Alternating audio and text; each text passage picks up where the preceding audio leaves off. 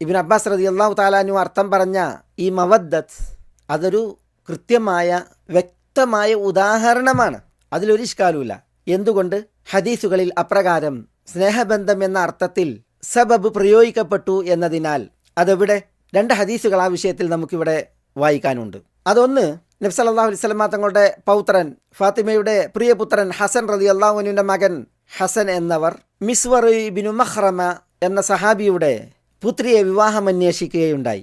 ഹസൻ ഇബ്നു ഹസനോട് ഈ അന്വേഷണത്തെ പ്രതികരിച്ച് മിസ്വർ ഇബ്നു മഖ്റമ പറഞ്ഞത്, വല്ലാഹി മാ മിൻ നസബിൻ വലാ സബബിൻ വലാ സിഹ്റിൻ അഹബ്ബു ഇലയ്യ മിൻ സബബിക്കും വസിഹ്രിക്കും.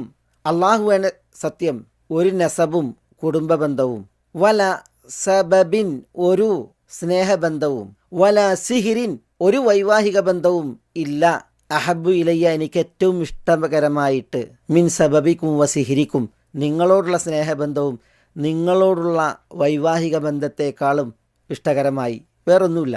പക്ഷേ എൻ്റെ മകളെ താങ്കൾക്ക് കല്യാണം കഴിച്ചു തരാൻ എനിക്ക് തടസ്സമായുള്ളത് ഫാത്തിമ റളിയല്ലാഹു തആല അൻഹയുടെ വിഷയത്തിൽ നബി സല്ലല്ലാഹു അലൈഹി വസല്ലം തങ്ങൾ പറഞ്ഞ ഒരു കാര്യമാണ്. ഫാത്തിമത്തു മുദ്ഗത്തും മിന്നി യഖ്ബിദുനി മാ ഖബദഹ വയബ്സുതുനി മാ ബസതഹ.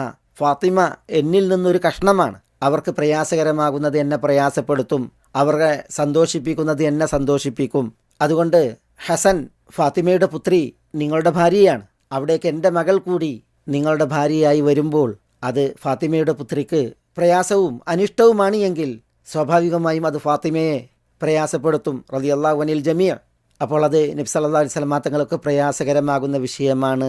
ഇത് ഹസനോട് മിസ്വർ പറഞ്ഞു എന്നാണ്. അതിൽ ആ ഹദീസിൽ കാണാം, വ ഇന്നൽ അൻസാബ തൻഖതിഉ യൗമൽ ഖിയാമത്തി ഗൈറ നസബി വസബബി വസിഹ്രി.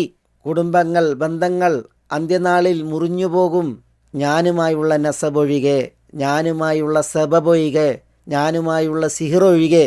സബബ് എന്ന് പറഞ്ഞാൽ സ്നേഹബന്ധം, സിഹിർ എന്ന് പറഞ്ഞാൽ വൈവാഹിക ബന്ധം. ഏതായാലും മിസ്വർ ഇബ്നു മഖ്റമ തൻ്റെ ഈ ഒഴികഴിവ് പറഞ്ഞപ്പോൾ ഫന്തലഖ ആദിറൻ ലീ എന്നാണ്.